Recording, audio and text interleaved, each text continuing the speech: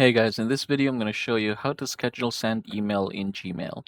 So the first thing that we are going to do is click the compose right here and we're going to go ahead and create a message.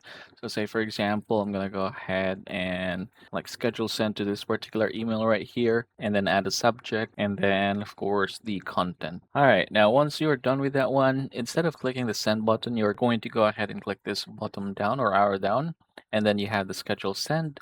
And then here you can go ahead and click this in order for you to be able to pick a date and time later on. So say for example, I'm going to go ahead and schedule send this one for January 24th. There you go. And then let's say 11 p.m. I can go ahead and type that here. There you go. And then click schedule send. So the moment you do that one, you should be able to see this here in the scheduled. Click this and there is the scheduled emails. It's scheduled for December 4th or December 24th rather. And yeah, that is how you're going to schedule send email in Gmail.